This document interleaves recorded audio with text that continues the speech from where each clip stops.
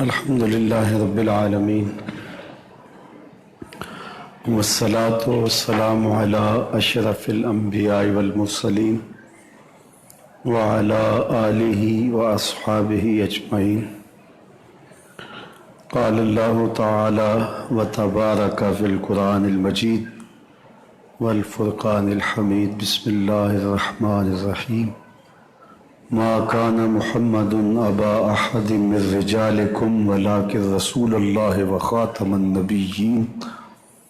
صدق الله مولانا العظیم وصدق رسوله النبی الکریم الرؤوف الرحیم۔ اللهم نور قلوبنا بالقرآن وزین اخلاقنا بالقرآن وادخلنا الجنة بالقرآن ونجنا من النار بالقرآن۔ قال اللہ تعالی وتبارک فی شان حبیبہ مخبرا وآمرا ان اللہ وملائکتہ یصلون علی النبی یا ایہا الذین آمنوا صلوا علیہ وسلموا تسلیما۔ اللہم صلی علی سیدنا ومولانا محمد معدن الجود والکرم صلاۃ وسلاما علیک یا سیدی یا رسول اللہ۔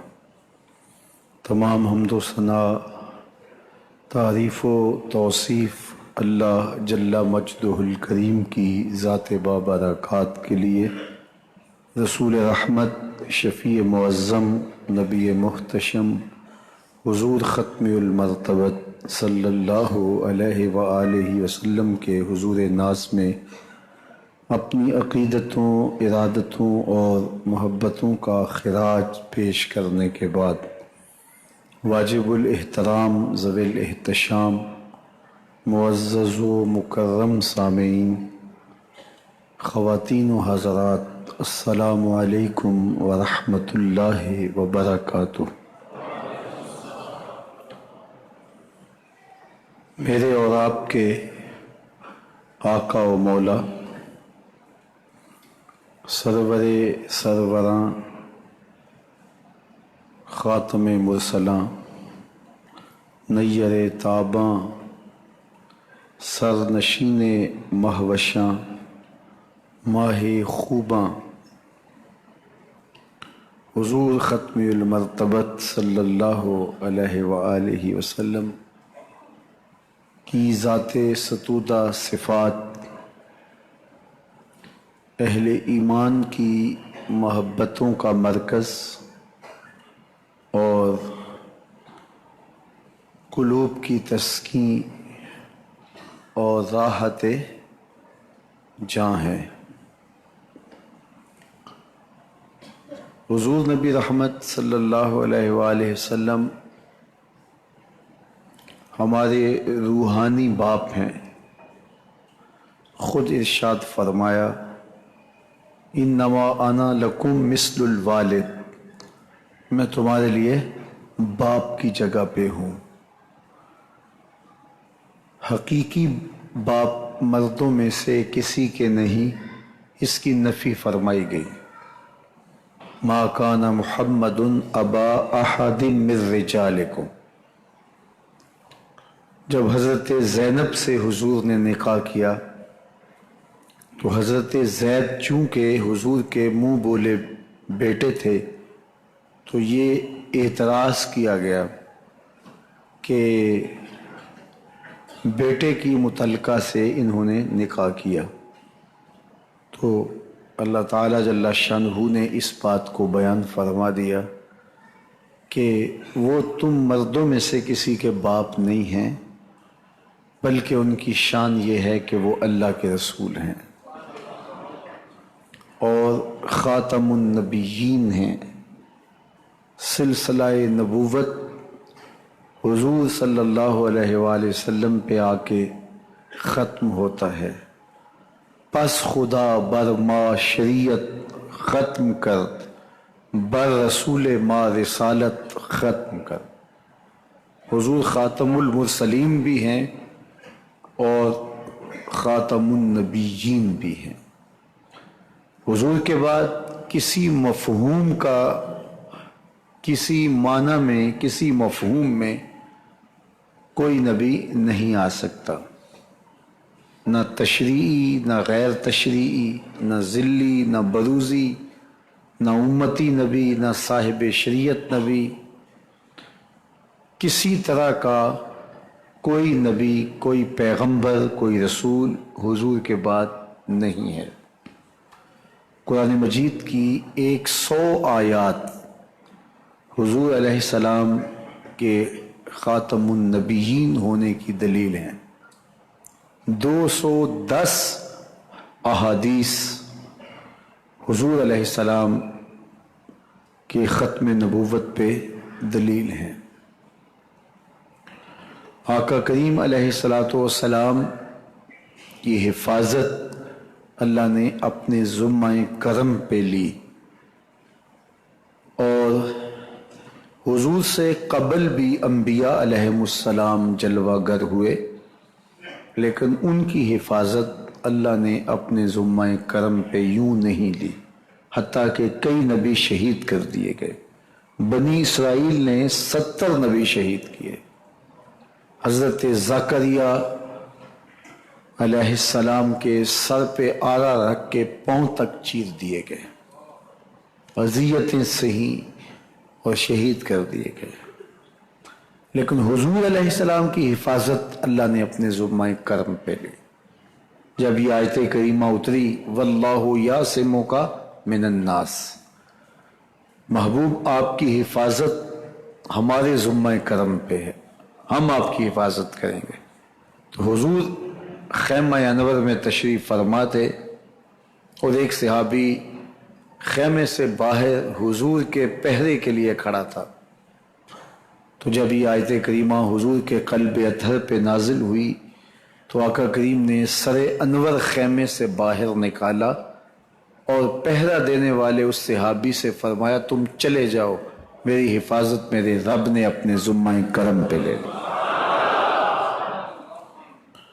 سوال یہ ہے کہ باقی بھی اللہ کے سچے نبی ہیں، ان کی حفاظت اللہ نے اپنے ذمہ کرم پہ کیوں نہیں لی، اور حضور کی حفاظت اپنے ذمہ کرم پہ کیوں لی؟ یہ ایک سوال ہے۔ دوسرا سوال، باقی کتابیں وہ بھی اللہ کی منزل تھی، اسی کی اتاری ہوئی تھی۔ کل 104 کتابیں صحیفے نازل ہوئے ہیں، صحف ابراہیم، صحف موسیٰ اور تورات، زبور، انجیل اور قرآن مجید، 100 صحیفے اور 4 کتابیں، لیکن کسی کتاب کی حفاظت اللہ نے اپنے ذمہ کرم پہ نہیں لی۔ کتابوں میں تحریف راہ پا گئی، تورات بھی اپنی اصلی صورت میں موجود نہیں ہے، بلکہ اپنی اصلی زبان میں بھی موجود نہیں ہے۔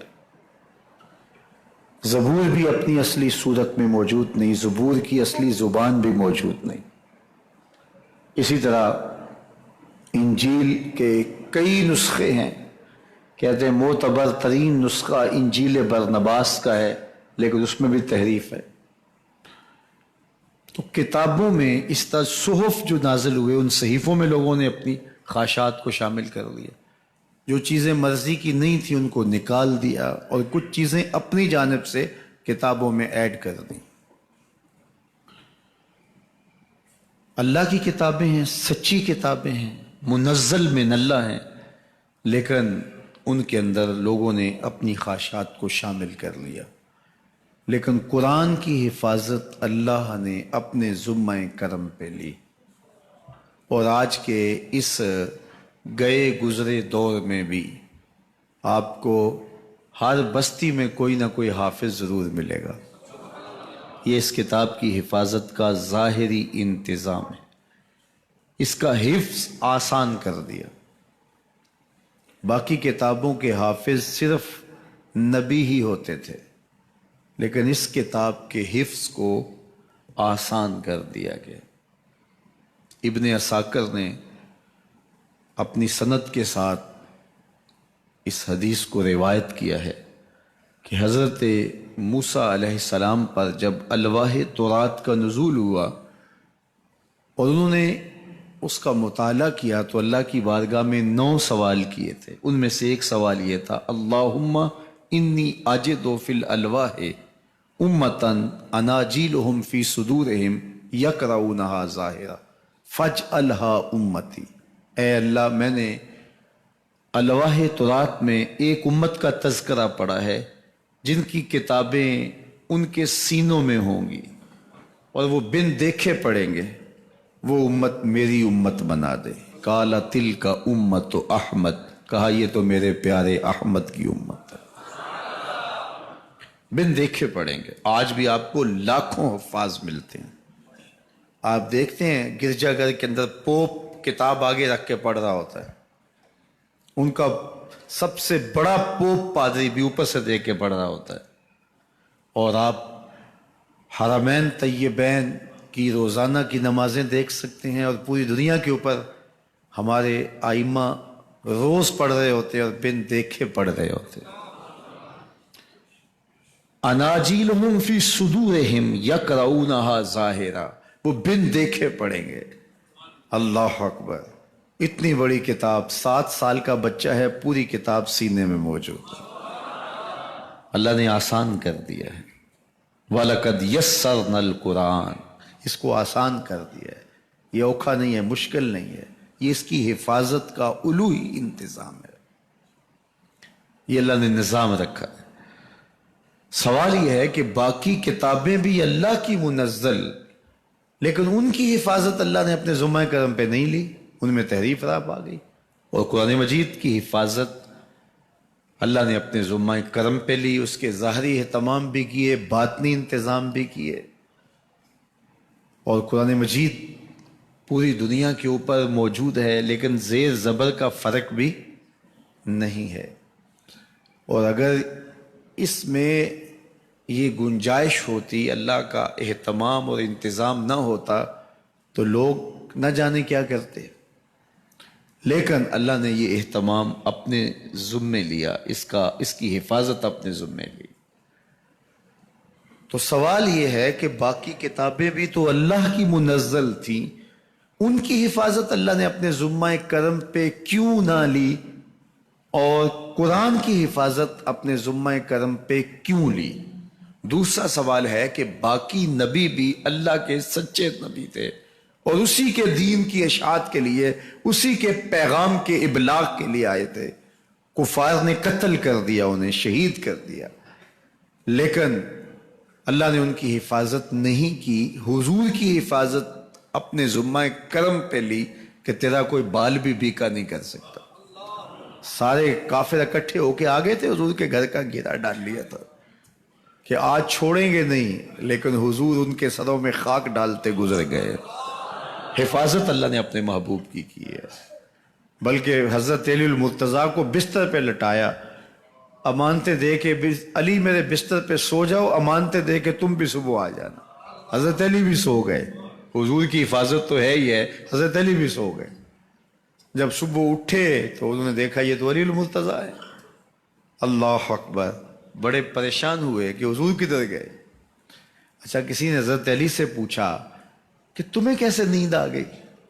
ننگی تلواریں لیے وہ گھر کے ارد گرد تھے اور آپ چادر اوڑے سوئے تھے حضور کے مغالطے میں، وہ آپ کو بھی تو نقصان پہنچا سکتے تھے. تو حضرت علی نے کہا، حضور نے کہا تھا علی میرے بستر پہ سو جاؤ، صبح اٹھنا، امانتیں دینا اور مدینے آ جانا. مجھے یقین تھا سوؤں گا بھی، صبح اٹھوں گا بھی، امانتیں بھی دوں گا، مدینے بھی پہنچوں گا.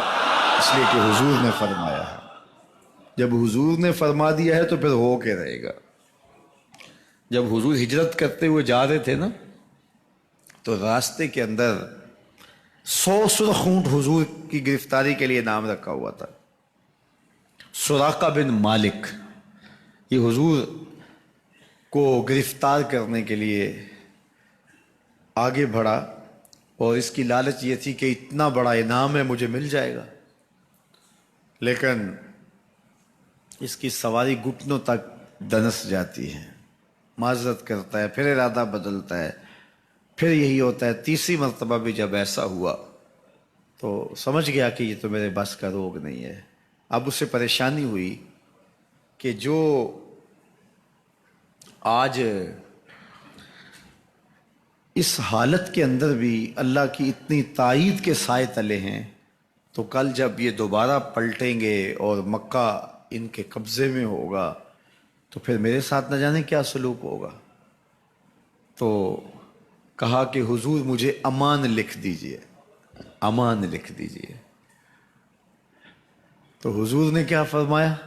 سراقہ تو مجھے گرفتار کرنا چاہ رہا ہے، میں تیرے ہاتھ میں کسریٰ کے کنگن دیکھ رہا، میں تیرے ہاتھ میں کسریٰ کے، اس وقت کی سپر طاقت تھی کسریٰ، اس کے کنگن۔ لوگ سمجھتے ہیں بھاگ کے چلے گئے۔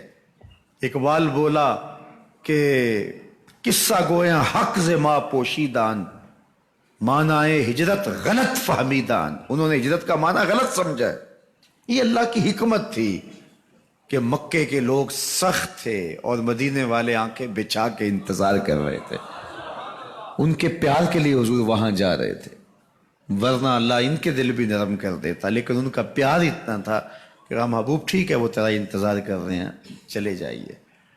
تو حضور جب جا رہے ہیں مکے کو چھوڑ کے اور یہاں رہنا مشکل ہے، تو فرمایا میں تیرے ہاتھوں میں کسریٰ کے کنگن دیکھ رہا ہوں۔ تو حضور سے انہوں نے باقاعدہ امان لکھوا لی۔ اللہ اکبر۔ حضرت عمر کا زمانہ ہے، ایک جنگ میں حضرت سراقہ بن مالک بھی تھے، تو کافر قلعہ بند ہو گئے، اور یہ جب ان کے اوپر حملہ آور ہوتے ہیں تو وہ اندر سے پتھر پھینکتے ہیں، فصیل عبور نہیں کی جاتی۔ تو سراقہ بن مالک کہنے لگے کہ مجھے آپ منجنیق میں ڈال کر کے ان کے قلعے کے اندر پھینک دو، اور میں اندر سے جا کے دروازہ کھول دوں گا، تو پھر تم آ جانا۔ تو لوگوں نے کہا سراقہ کیا بول رہے ہو؟ وہ بڑی غلیل کی طرح منجنیق ہوتی ہے، کہا اس میں ڈال کے تجھے پھینکیں گے، جب تو گرے گا تیری ہڈیاں باقی نہیں بچیں گی، پھر وہ تلواریں لیے کھڑے ہیں تجھے زندہ چھوڑیں گے۔ تو حضرت سراقہ نے کہا مجھے کچھ نہیں ہوگا، اس لیے کہ حضور نے کہا تھا تیرے ہاتھوں میں کسریٰ کے کنگن دیکھ رہا ہوں، ابھی تک کنگن نہیں آئے، جب تک کنگن نہیں آتے موت آ ہی نہیں سکتی ہے۔ یہ یقین تھا ان کا، یہ اذعان تھا ان کا۔ تو حضور کی حفاظت اللہ نے اپنے ذمہ کرم پہ لی ہے۔ سوال یہ ہے کہ باقی بھی اللہ کے سچے نبی ہیں، ان کی حفاظت اللہ نے اپنے ذمہ کرم پہ کیوں نہیں لی، اور حضور کی حفاظت اپنے ذمہ کرم پہ کیوں لی؟ باقی بھی کتابیں اللہ کی سچی منزل من اللہ کتابیں ہیں، ان میں تحریف راپ آ گئی، لیکن قرآن مجید کی حفاظت اللہ نے اپنے ذمہ کرم پہ لی۔ کیوں؟ تو اس کا جواب یہ ہے کہ اگر کوئی نبی شہید ہو جاتا ہے تو کوئی بات نہیں، نیا نبی آنے والا ہے، اس کی جگہ کو پر کر دے گا۔ اگر کسی کتاب میں تحریف راپ آ جاتی ہے تو کوئی بات نہیں، نئی کتاب نازل ہونے والی ہے۔ حضور کی حفاظت اس لیے کی کہ اگر حضور بھی شہید کر دیے جاتے ہیں تو پھر حضور کے بعد تو کوئی نبی آنے والا نہیں ہے، اور کتاب اللہ کے اندر اگر تحریف کر دی جاتی ہے فَبِأَيِّ حَدِيثٍ بَعْدَهُ يُؤْمِنُونَ، تو قرآن کے بعد تو کوئی اور نسخہ نور نازل ہی نہیں ہونے والا، تو لوگ ہدایت، روشنی اور اجالا کہاں سے لیں گے؟ اس لیے اس کتاب کو بھی باقی رکھا گیا اور مصطفیٰ کی بھی حفاظت فرمائی گئی۔ تو یہ ختم نبوت کی دلیل بن کے ہمارے سامنے یہ دو واقعات آتے ہیں کہ اللہ نے اپنے محبوب کی حفاظت فرمائی اور کتاب اللہ قرآن مجید کی حفاظت فرمائی۔ آقا کریم علیہ السلام فرماتے ہیں میں سلسلہ نبوت کی آخری کڑی ہوں، آخری اینٹ ہوں۔ میری اور نبیوں کی مثال ایسے ہے جیسے کسی نے محل بنایا ہو اور وہ خوبصورت بنایا ہو، اور لوگ آئیں اور دیکھیں اور خوش ہوں، تعجب کریں، لیکن کیا دیکھیں ایک جگہ اینٹ نہیں لگی ہوئی، تو وہ حیرت زدہ ہوں کہ پورا محل تیار ہے، یہاں اینٹ نہیں لگی۔ فرمایا کسر نبوت کی وہ آخری اینٹ میں ہوں۔ حضور کے آنے کے بعد اتمام دین ہو گیا۔ انا خاتم النبیین لا نبی بعدی، میں آخری نبی ہوں، میرے بعد کوئی نبی نہیں ہوگا۔ اب میرے اور آپ کے آقا و مولا نے یہ فرما دیا کہ میں آخری نبی ہوں، اور میں نے عرض کیا 100 آیات قرآنیہ، 210 احادیث اور صحابہ، تابعین، ائمہ اور بزرگوں کے ہزارہ اقوال اس میں موجود ہیں،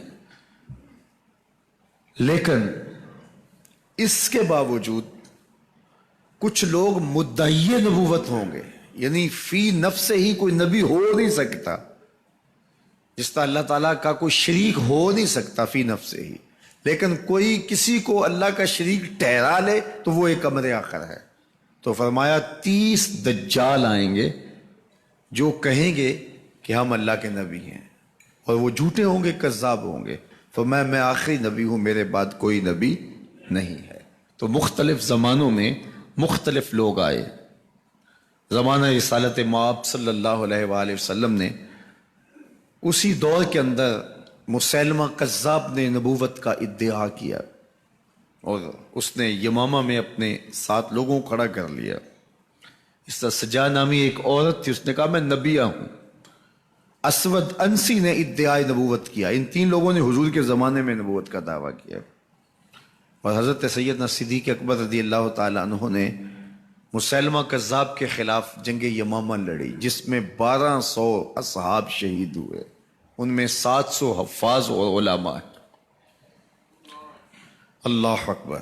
اس کے بعد مختلف زمانوں میں مختلف لوگ آتے رہے جنہوں نے ادعائے نبوت کیا، لیکن کسی مدعی نبوت کے ماننے والے کائنات میں موجود نہیں ہیں۔ اپنے منطقی انجام کو پہنچ گئے۔ جب وہ مدعی نبوت رزق خاک ہوا تو اس کے ماننے والے بھی رزق خاک ہو گئے۔ آپ کو متنبی کے ماننے والے نہیں ملیں گے، آپ کو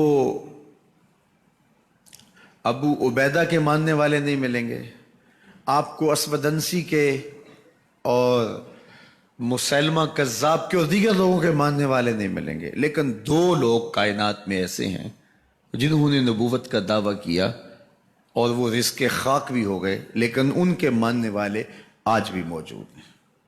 ایک ایران کا بہاءاللہ اور ایک مسیلمہ پنجاب مرزا قادیانی۔ یہ 2 بد نصیب ایسے لوگ ہیں کہ جن کے ماننے والے آج بھی پوری دنیا کے اوپر موجود ہیں۔ جو اس سے قبل جتنے بھی دجال آئے، کذاب آئے، بڑے بڑے طاقتور تھے، بڑے بڑے پڑھے لکھے تھے، لیکن اس کے باوجود جب وہ رزق خاک ہوئے تو ان کے ماننے والے، ان کے متبعین، ان جھوٹے مدعیان نبوت کی جھوٹی امتیں بھی ان کے ساتھ ہی رزق خاک ہو گئی۔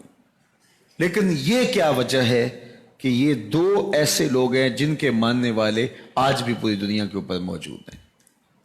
تو اس کی طرف میں آپ کی کچھ وقت کے لیے توجہ چاہوں گا، اور وہ یہ کہ ایک بدبخت نے کہا کہ مسلمانوں کو اگر کمزور کرنا ہے تو ان سے 4 چیزیں چھین لی جائیں۔ 4 چیزیں جب مسلمانوں میں موجود ہیں تو یہ کمزور نہیں ہو سکتے۔ ایک قرآن مجید، یہ ان کی وحدت کی ضمانت ہے، اور یہ کتاب ان کی وہ ایسی پاکیزہ اور متحرک اور فعال تھیوری ہے جو کبھی بھی فرسودہ نہیں ہوتی، اور ہر دور کی ضرورت کو یہ کتاب پورا کرتی ہے۔ اور یہ اس کتاب غیر متبدل کتاب کے ذریعے سے جو ہے وہ گرے ہوئے بھی اٹھ پڑتے ہیں۔ تو اس کتاب کو اگر ختم کر دیا جائے تو یہ تسخیر کیے جا سکتے ہیں۔ دوسری بات، ان سے حج ختم کر دیا جائے۔ حج ان کی وحدت کی علامت ہے، ان کی شان و شوکت اور شکوہ مسلم کی ضمانت ہے، لہذا حج ختم کر دیا جائے تو ان کو تسخیر کیا جا سکتا ہے۔ تیسری بات، ان سے جہاد کا خاتمہ کر دیا جائے۔ جہاد ختم ہو جائے گا تو یہ کمزور ہو جائیں گے۔ چوتھی چیز، ان کے سینے سے عشق رسول چھین لیا جائے، محبت رسول اس کے سینے سے کھینچ لی جائے۔ اگر یہ دولت نہیں رہے گی تو یہ مٹی کے مجسمے ہوں گے اور ان کے اندر کچھ نہیں ہوگا۔ وہ فاقہ کش جو موت سے ڈرتا نہیں، ذرا روح محمد اس کے بدن سے نکال لو۔ تو کہا یہ 4 چیزیں اگر ان سے چھین لی جائیں تو ان کو تسخیر کرنا آسان ہوگا۔ اب ان میں سے دو چیزوں پر جب محنت کی گئی تو جہاد کے خاتمے کے لیے مسلمہ پنجاب مرزا قادیانی کو کھڑا کیا گیا، اور اس کا کام یہ تھا کہ مسلمانوں کی ذہن سازی کرے کہ جہاد ختم ہو گیا ہے۔ اور وہ خود لکھتا ہے کہ میں نے جہاد کی ممانعت پر اتنا کچھ لکھا ہے اور اطراف و اکناف میں بھیجا ہے، اگر وہ جمع کرنا ممکن ہو تو 300 الماریاں بھر جائیں، اتنا کچھ میں نے جہاد کی ممانعت میں لکھا ہے۔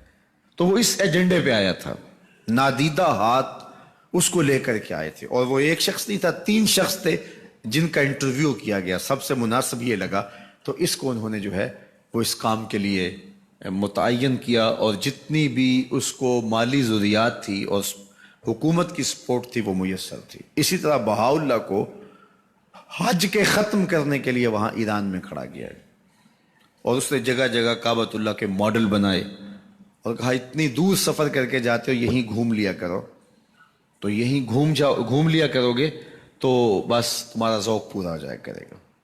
اب یہ 2 لوگوں کو نادیدہ ہاتھوں نے ان 2 چیزوں کو ختم کرنے کے لیے، جہاد اور حج کو ختم کرنے کے لیے تیار کیا تھا، اور ان کے اوپر اس زمانے کے اندر انہوں نے کروڑوں روپے صرف کیے تھے، لگائے تھے۔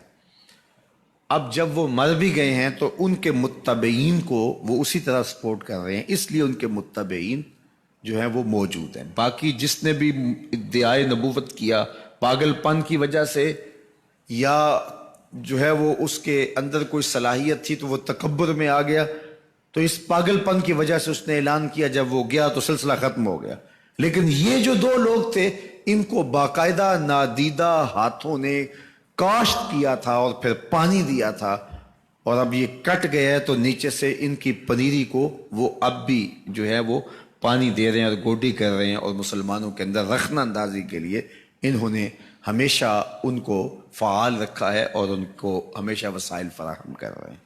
اس لیے امت کو ان سے محتاط رہنے کی بہت زیادہ ضرورت ہے، چونکہ یہ نادیدہ ہاتھوں کے مہرے ہیں جو مسلمانوں کو نقصان دینے کے لیے اور ان کے اندر سے ان جذبوں کو ختم کرنے کے لیے جو ہے وہ دن رات کوشاں ہیں، اور مغرب کی جاسوسی اسلامی ممالک سے کر کے جو ہے وہ ان کو فائدہ پہنچاتے ہیں، اور مسلمانوں کے لیے بالخصوص پاکستان کے لیے یہ مرزائی اس قدر خطرناک ہے کہ علامہ اقبال علیہ رحمہ نے اس زمانے میں کہا تھا، ابھی پاکستان بننے جا رہا تھا، آپ نے کہا تھا کہ مرزائی اسلام کے بھی غدار ہیں، پاکستان کے بھی غدار۔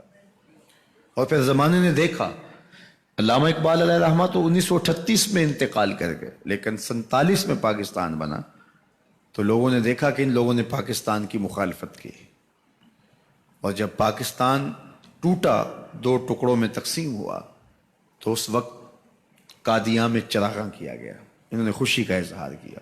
پاکستان ایٹمی طاقت بنا تو وہاں سوگ منایا گیا، اور آج بھی یہ ربوے کے اندر دفن ہوتے ہیں تو امانتاً دفن ہوتے ہیں۔ ان کا یہ مکروہ عقیدہ ہے کہ پاکستان ٹوٹ جائے گا اور ہمیں یہاں سے اٹھا کر کے ہماری گندی لاشوں کو وہاں ربوے سے قادیان کے اندر شفٹ کیا جائے گا۔ یہ پاکستان کی سالمیت پر ہمیشہ خطرہ ہے، اور پاکستان کو ہمیشہ نقصان پہنچانے کے درپائے رہتے ہیں، اور ان کی ہمیشہ کوشش ہوتی ہے کہ اس وطن کے اندر امن، طمانینت اور سکون نصیب نہ ہو۔ مسٹر بھٹو نے کہا تھا کہ جو حیثیت امریکہ کے اندر یہودیوں کی ہے، وہی حیثیت پاکستان کے اندر مرزائی حاصل کرنا چاہتے ہیں۔ حکومت بھلے کس کی بھی ہو، لیکن یہ پاکستان کے اہم مناصب پر فائز ہو کر کے جو ہے وہ پاکستان کو اپنے کنٹرول اور قابو میں لینا چاہتے ہیں۔ لیکن اللہ بھلا کرے ان لوگوں کا جنہوں نے دن رات کی کاوشوں سے، محنتوں سے 74 کے آئین کے اندر ان کو غیر مسلم قرار دلوایا۔ مسلسل مستقل جد و جہد تھی، اور وہ 1 2 4 دن کی کہانی نہیں تھی، وہ برسوں کی کہانی تھی۔ اللہ اکبر، علماء نے، مشائخ نے، سب لوگوں نے، تمام مسالک کے لوگوں نے مل کے اس میں کاوش کی، محنت کی، اور پھر وہ اللہ نے دن نصیب کیا کہ یہ 7 ستمبر کا دن تھا، 1974 کی شام تھی، 4:35 ہو رہے تھے کہ جب دستخط ہوئے کہ مرزائی چاہے ربوی ہوں چاہے لاہوری ہوں کافر ہیں، اور پھر ہر سمت سے نعرہ تکبیر اور نعرہ رسالت کی آوازیں آنے لگی اور تاجدار ختم نبوت زندہ باد کی صدائے دل نواز گونجنے لگی۔ تو وہ دن اللہ نے ہمیں نصیب کیا۔ پھر اس کے بعد امتناع قادیانیت آرڈیننس آیا، جس میں ان کو شعار اسلام اختیار کرنے کی اجازت سے روکا گیا، ان کو اجازت نہیں ہے، انہیں اقلیت قرار دیا گیا، لیکن انہوں نے اپنے آپ کو اقلیت تسلیم نہیں کیا اور پاکستان کے دستور اور پاکستان کے آئین کو نہیں مانا، اور آج تک انہوں نے تسلیم نہیں کیا۔ اگر یہ پاکستان کے آئین کو، دستور کو مان لیتے اور اقلیت اپنے آپ کو تسلیم کر لیتے، پھر صورتحال کچھ مختلف ہوتی۔ پھر اس وقت سے لے کر یہ پاکستان کے خلاف سازشوں میں اور زیادہ مصروف ہو گئے۔ سازشیں تو پہلے بھی کرتے رہے، لیکن اس کے بعد پھر اور زیادہ سرگرم ہو گئے۔ کسی بزرگ نے کہا تھا کہ لاہور 2 موریا پل کے قریب 2 ٹانگیں بھی آپس میں ٹکرا جائیں، تحقیق کر کے دیکھ لو پیچھے مرزائی ہوگا۔ یہ پاکستان میں شر، فساد اور پاکستان کے اندر جو ہے وہ پریشانیاں پیدا کرنے کے لیے دن رات کوشاں ہوتے ہیں۔ پوری دنیا کے اوپر پھیلے ہوئے مرزائی پاکستان کو رسوا اور بدنام کرنا چاہتے ہیں مختلف ممالک کے اندر، اور ان کے مختلف ممالک کے ساتھ تعلقات ہیں مختلف بنیادوں پر، چونکہ یہ تھے ان کے، اور ان کے خود کاشتہ پودا تھا مرزائیت جو یہاں لگایا گیا، یہودیت کا خود کاشتہ پودا ہے۔ اور باقاعدہ وہ مولانا ظفر علی خان اس زمانے میں کہا تھا کہ پلومر کی بھٹی سلامت رہے ہے جس کی صبوحی میرا ناشتہ۔ تو وہ پلومر وہ ان کو سب کچھ دیتا تھا، اور یہ ساری کہانی، تو یہ اسلام کے بھی غدار ہیں اور پاکستان کے بھی غدار ہیں، اور پاکستان کو اور اسلام کو یہ نقصان پہنچانا چاہتے ہیں۔ لیکن مرزائی یہ نہیں سمجھتے کہ پاکستان یوں ہی نہیں بنا، یہ کسی حادثے کا نتیجہ نہیں تھا، پاکستان محبوب کی نگاہوں کا نتیجہ تھا۔ اللہ کے خاص فضل سے یہ پاکستان مارز وجود میں آیا، اس لیے یہ مٹنے کے لیے بنا ہی نہیں تھا، قیامت تک قائم رہنے کے لیے بنا تھا۔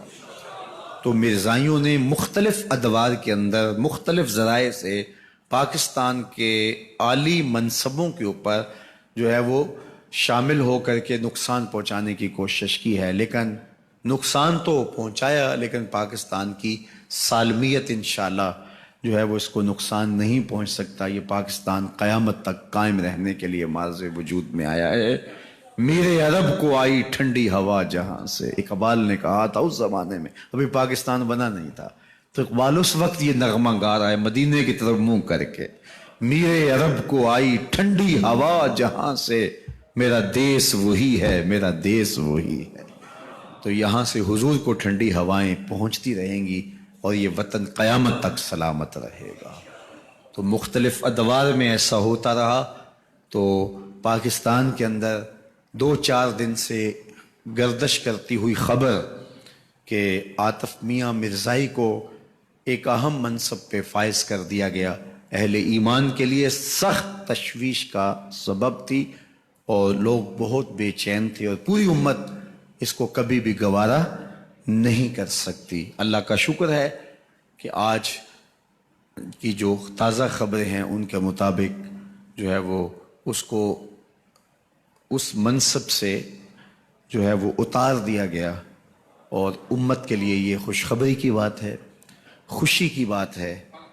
اور چونکہ پاکستان کے جو نازک حالات ہیں، تو یہ حالات اس بات کے متحمل نہیں ہیں کہ ہم ہر روز سڑکوں پہ ہوں اور ہر روز احتجاجی کیفیت میں یہ امت رہے۔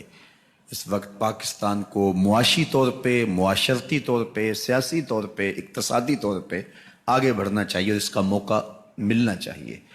تو شکر ہے کہ ہماری حکومت کو بر وقت اس بات کی سمجھ آ گئی، اور میں کہتا ہوں کہ یہ مرزائیوں کی ذلت ہونی تھی۔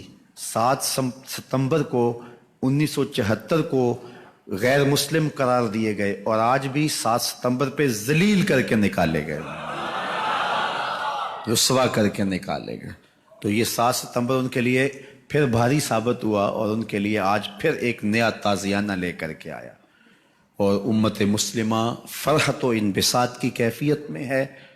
یہ خاکوں کا مسئلہ ہوا تو جو جس انداز سے اس کو حل کیا گیا، اللہ برکت دے۔ اگرچہ یہ مسئلہ پوری طرح حل نہیں ہوا، چونکہ جب تک یہ امت غالب نہیں ہوتی اور احیاء خلافت نہیں ہوتا تو اس وقت تک ہم اپنے آقا و مولا، اپنے ماوا و اپنے مسکن قلب کے مسکن اور اپنے محبوب کی آبرو کی، ناموس کی حفاظت اس صحیح معنوں میں نہیں کر سکتے۔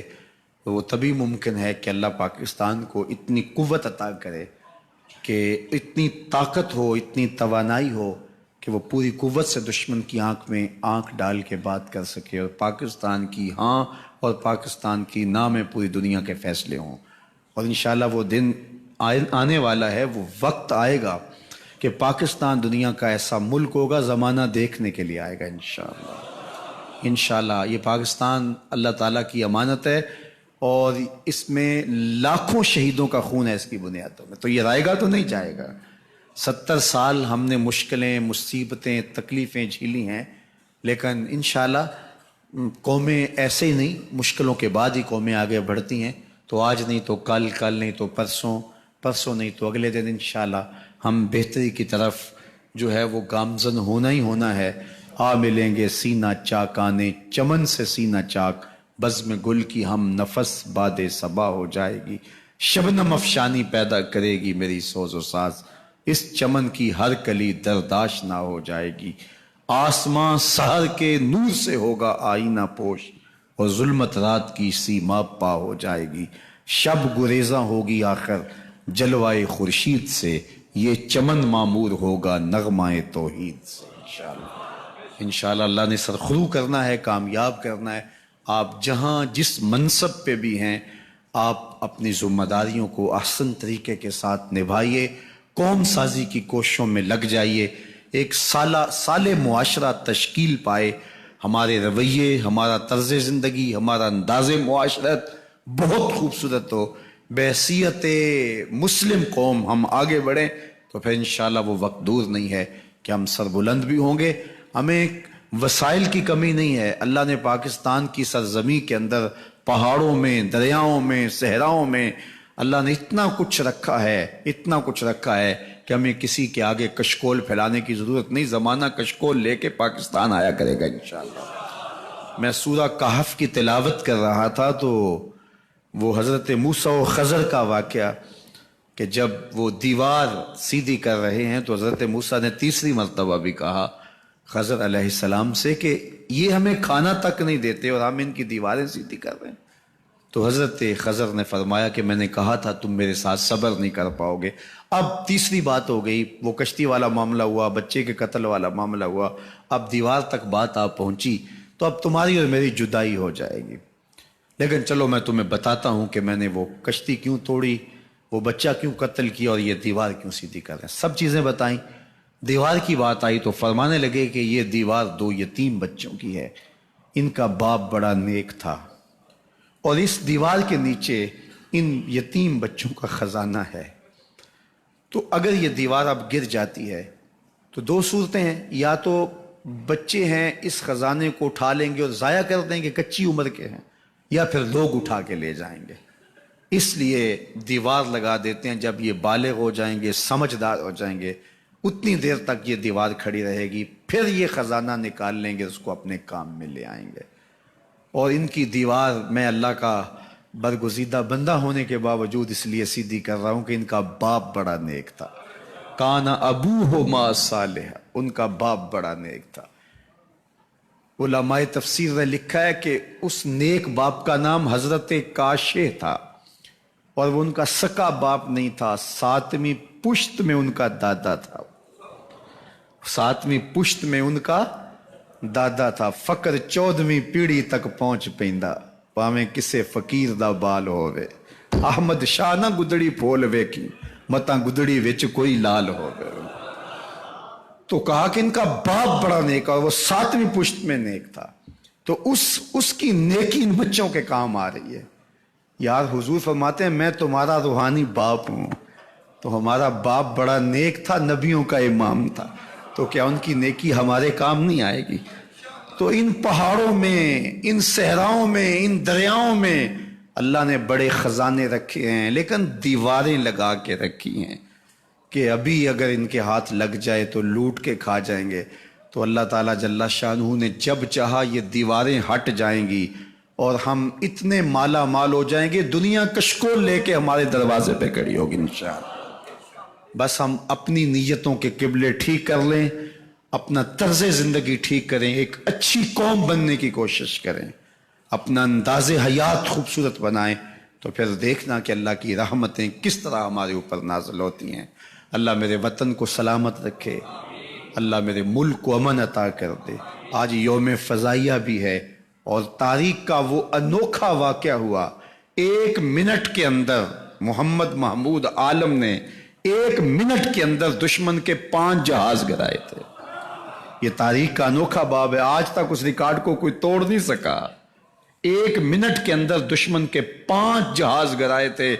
یہ ہے ہمارے شہینوں کی پرواز، اور یہ ہے میرے ملک کے اندر ہمارے جوانوں کی ہمت۔ ذرا نم ہو تو یہ مٹی بڑی زرخیز ہے سب کی، یہ مٹی بڑی زرخیز ہے، اس میں سے کیسے کیسے موتی اور کیسے کیسے ہیرے اس ملک سے نکلتے ہیں۔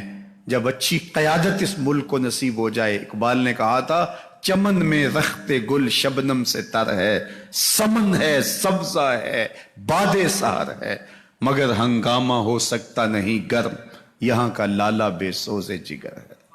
ہمارے حکمرانوں نے ہمیں لوٹا، ان کے پیٹ ہی نہیں بھرتے تھے، اور جو ہمارے ساتھ 70 سال یہ گدیں نوچتی رہیں، تو ہمارا ٹیلنٹ بھی ضائع ہوا، ہمارے لوگ بھی ضائع ہوئے۔ لیکن انشاءاللہ یوسف گم گشتہ بازائد بکنا غم مخور، کل بائے ہزاں شود روز گلستاں غم مخور۔ حافظ شیرازی کہتے ہیں کوئی پریشانی کی بات نہیں ہے، یوسف پلٹ کے دوبارہ کنان میں آ جائے گا، کل بائے ہزاں ایک دن روشن ہو جائے گا۔ کتنی دیر تک ہم دکھ جی لیں گے؟ انشاءاللہ وہ وقت اب قریب آ گیا ہے کہ پاکستان پوری دنیا کے اوپر جو ہے وہ عزت کی اس معراج پہ پہنچنے والا ہے، جو ہم کہیں گے زمانہ وہی کرے گا انشاءاللہ۔ تو پھر انشاءاللہ جو ہے وہ اس ملک کی حالت دیکھنے والی ہوگی۔ ہمارا تو جینا مرنا اس ملک کے لیے ہے، ہماری زندگی کی ایک ایک سانس اس ملک کے لیے ہے۔ ہم نے کبھی بھی اس ملک کو چھوڑ کے نہیں بھاگنا، ہم نے دوسرے ملکوں کے پاسپورٹ نہیں لیے ہوئے کہ ہمیں یقین ہی نہ ہو اس ملک پہ۔ ہمارے ماں باپ نے اپنے آباء و اجداد کی قبریں چھوڑی تھی اس ملک کے لیے، اس لیے ہماری آخری مٹی بھی اس قبر میں اور جو ہے اس ملک میں ہوگی، اور ہمارے جسم بھی اس ملک کی آغوش میں سموئیں گے۔ یہ محبتوں کا نگر ہے، یہ پیار کا شہر ہے، یہ عقیدتوں کا رنگ ہے۔ مدینہ المنورہ اور مکہ المکرمہ کے بعد اگر کسی مٹی کو چومنے کو جی چاہتا ہے تو وہ عرض وطن پاکستان کی مٹی ہے۔ تو یہ ہماری امیدوں کا مرکز ہے، ہماری آرزوؤں کی آماج کا ہے، ہماری تمناؤں کا مسکن ہے یہ دیس۔ اس سے بے لوث پیار کیجئے، اس سے محبت کیجئے، اس کی گلی، اس کے کوچے، اس کی دیواریں، اس کے صحرا، اس کے پہاڑ پربت دریا اور اس کے سمندر، سب سے پیار کیجئے۔ انشاءاللہ یہ ملک بہاروں کا دیس آگے بڑھتا چلا جائے گا۔ اللہ میرے ملک کی حفاظت فرمائے، ہر سازش سے، ہر حاسد سے، ہر مبغض سے اس ملک کو محفوظ فرمائے، اور اس ملک کی مانگ ہمیشہ جو ہے وہ تابندہ اور روشن رکھے۔ کی محمد سے وفا تو نے تو ہم تیرے ہیں، یہ جہاں چیز ہے کیا لوح و قلم تیرے ہیں۔